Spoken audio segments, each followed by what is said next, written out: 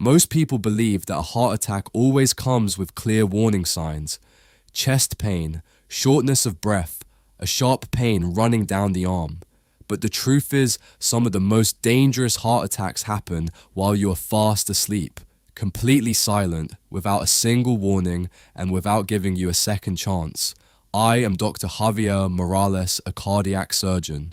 For more than 2 decades, I have stood in operating rooms in the middle of the night, holding hearts that stopped without anyone seeing it coming. And if there is one pattern I have seen over and over again, it is this: the most dangerous cardiac events after the age of 60 do not begin with something dramatic. They begin with something ordinary, something you did before going to bed.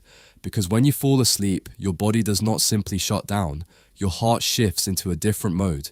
In a healthy system, your blood pressure drops, your heart rate slows, and your blood vessels relax. It is a time for recovery, a time when your cardiovascular system repairs itself quietly in the background. But after 60, that system becomes more fragile. Blood vessels stiffen, hormonal signals weaken, and the safety margin your body once had becomes smaller than you think. That means what happens during the night is no longer random. It is influenced heavily by what you did in the hours before you went to sleep. In fact, there are several common nighttime habits that can quietly push your heart into a dangerous state while you are lying in bed completely unaware. Habits that millions of people repeat every single night, believing they are harmless. Tonight, I'm going to show you 7 of them. 7 habits that could be placing your heart under stress while you sleep. And more importantly, how to fix each one with simple changes you can start immediately. Because what you do tonight could determine whether your heart recovers or struggles while you sleep. Stay with me. What you are about to learn could protect your life. There is one condition I treat as a serious cardiac warning sign, even when most people dismiss it as nothing more than a nuisance: snoring. If you or someone in your home snores loudly, irregularly, or seems to stop breathing during sleep, this is not just a sleep issue. It may be something called sleep apnea, and it can place enormous stress on your heart every single night. Here is what actually happens. During an apnea episode, your breathing stops, sometimes for 10 seconds, sometimes for much longer. Your oxygen levels drop. Your brain senses danger and immediately triggers a stress response. Adrenaline surges. Your heart rate spikes, your blood pressure rises suddenly, and then you start breathing again. But this cycle does not happen once. It can happen dozens, even hundreds of times in a single night. Think about what that means for your heart. It is being shocked awake over and over again while your body is supposed to be resting. Over time, this creates real damage. Sleep apnea is strongly linked to high blood pressure, irregular heart rhythms, and a significantly higher risk of heart attack. In fact, people with untreated sleep apnea can have up to 3 times the risk. The most dangerous part is that many people have no idea it is happening. You might wake up feeling tired. You might have headaches in the morning. You might wake up with a dry mouth or find yourself going to the bathroom multiple times at night. These are not random symptoms, they are clues. If any of this sounds familiar, it is worth getting evaluated.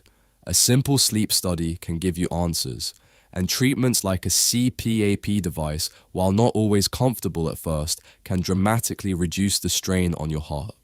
Now let me shift to something even more overlooked, and in many cases, even more preventable: the timing of your blood pressure medication.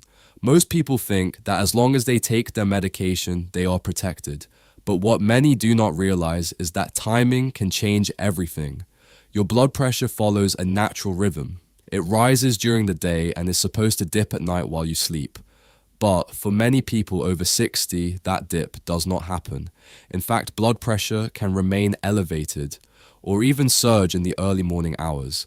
This condition is known as nocturnal hypertension, and it is dangerous because at night your blood vessels are more vulnerable. A sudden rise in pressure can increase the risk of plaque rupture, clot formation, and ultimately a heart attack or stroke.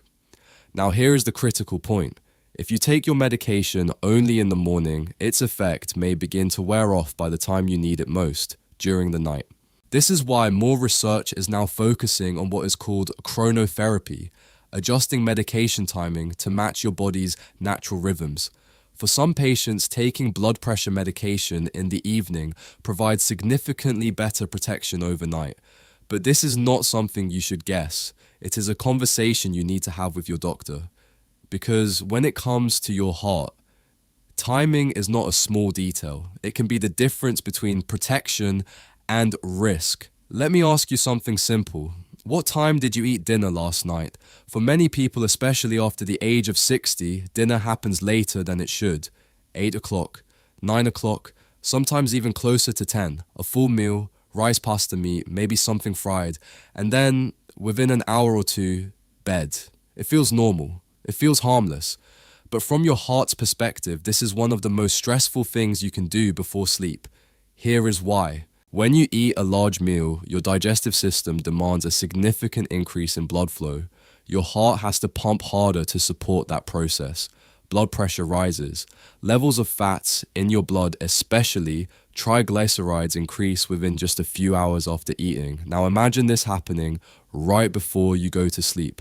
Your body is trying to transition into a state of rest. Your heart is supposed to slow down, your blood vessels are supposed to relax, but instead, your system is being pushed into an active digestive state. These two processes conflict with each other. And in a body where blood vessels are already less flexible, where regulation is not as precise as it once was, that conflict creates unnecessary strain on the heart. Studies have shown that eating within 2 to 3 hours before bedtime is associated with higher nighttime blood pressure and increased risk of cardiovascular events. The solution is not complicated. Finish your main meal earlier, around 6 to 7 in the evening. If you need something later, keep it light, a small portion, easy to digest. Give your heart time to settle before you sleep. Now there is another habit that seems logical, but quietly increases your risk in a different way. Limiting water intake in the evening. Many people do this intentionally. They want to avoid waking up in the middle of the night to use the bathroom.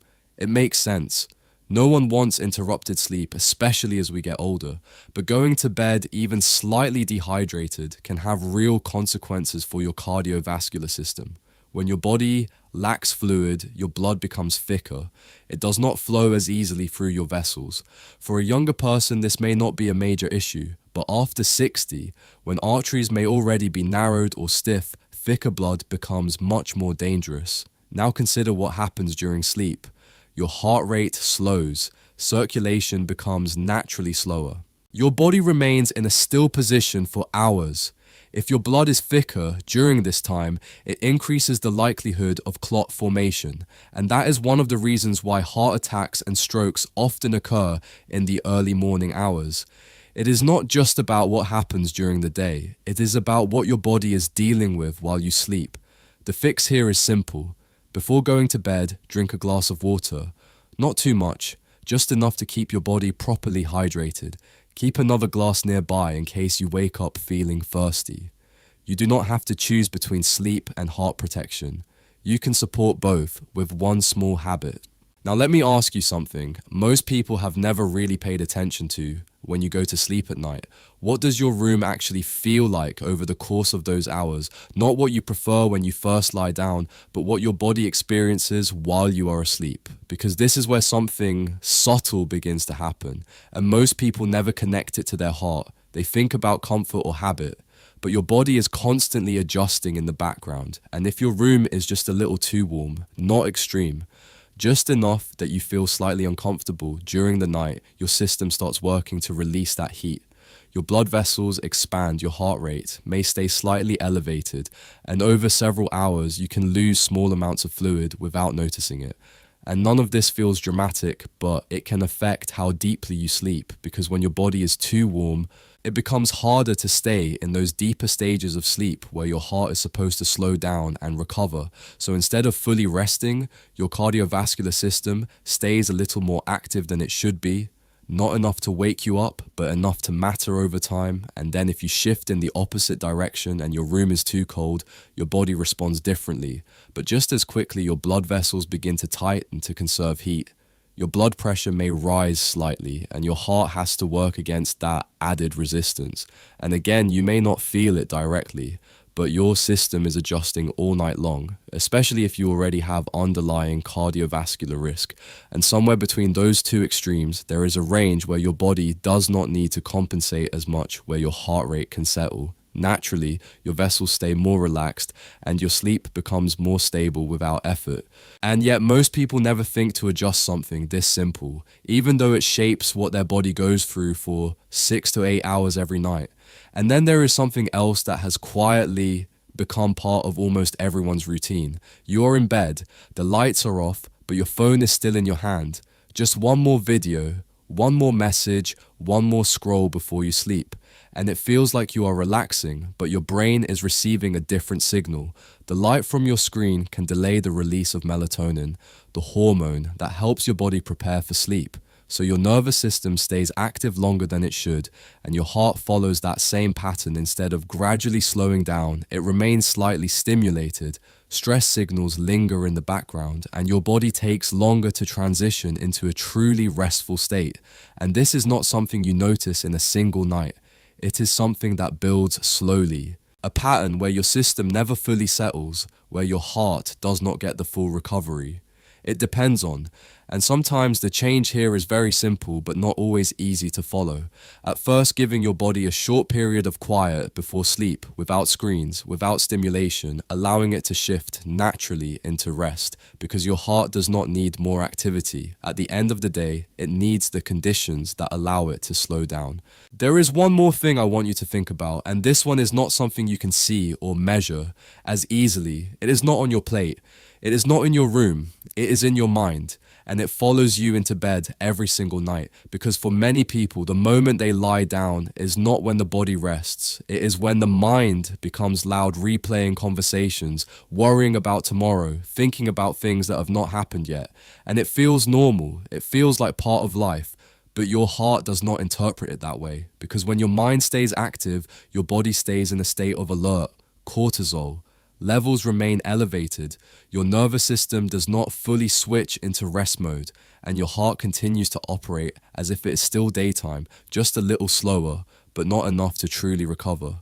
And over time, this becomes a pattern, night after night. Your body misses the window where it is supposed to reset, and instead of entering deep restorative sleep, you stay in a lighter, more fragmented state, and that subtle difference adds up in ways most people never connect back to their heart. And here is what makes this so important. You cannot fix this with a pill. You cannot solve it instantly, but you can change how your evenings lead into your sleep, because everything we have talked about tonight is not separate. It is connected. It forms a pattern, and when you put that pattern together the right way, it becomes something powerful, something simple, something you can actually follow. Imagine this instead. Your evening begins earlier than you think your main meal is finished, while your body still has time to process it. Not rushed, not heavy, just enough. Then, as the evening continues, you give your body what it needs. Hydration, the right timing for your medication based on your doctor's guidance, and then you begin to slow things down. Not suddenly, but gradually, your environment becomes quieter. Your body starts to recognize that the day is ending. Your room is adjusted so it does not push your system in either direction, not too warm, not too cold, just stable.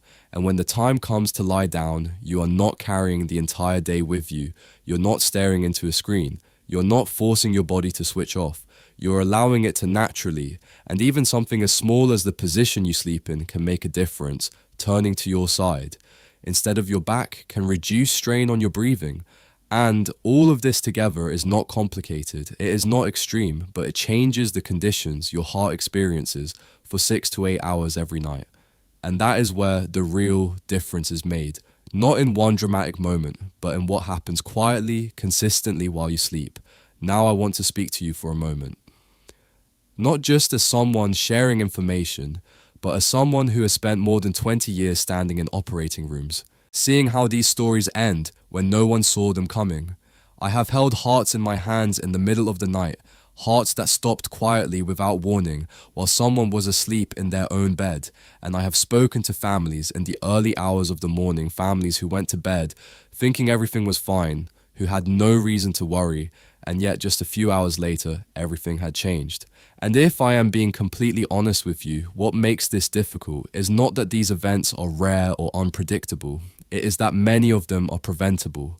Not with something complicated, not with extreme changes, but with awareness, with small decisions made consistently night after night, long before anything feels wrong. In my experience, the heart rarely fails without leaving clues. The problem is, most people were never taught how to recognize them. A late dinner does not feel dangerous. Skipping or mistiming medication does not feel urgent. Snoring feels like an annoyance, not a warning. Going to bed slightly dehydrated feels harmless. A warm room, a cold room, a restless mind. None of these feel like risk in the moment. But over time, they become a pattern, and the heart lives inside that pattern. So if there is one thing I would want you to take from this, it is this. Do not wait for a warning sign that may never come. Start with one change tonight. Just one. Because protecting your heart is not about doing everything perfectly. It is about giving your body the right conditions consistently so it can do what it has always been trying to do, keep you alive. And if you found this helpful, share it with someone you care about, someone who may never have connected their nightly routine to their heart, because sometimes the information we assume is obvious is exactly what someone else has never heard before. And one last thing, everything I have shared here comes from clinical experience and current medical understanding, but it is still general information, not a replacement for your own medical care, especially when it comes to medications or existing conditions. So please take a moment to speak with your own doctor before making any significant changes. That is not a formality. That is me wanting you to still be here years from now, living your life, not becoming a story someone else has to tell. Take care of your heart, starting tonight.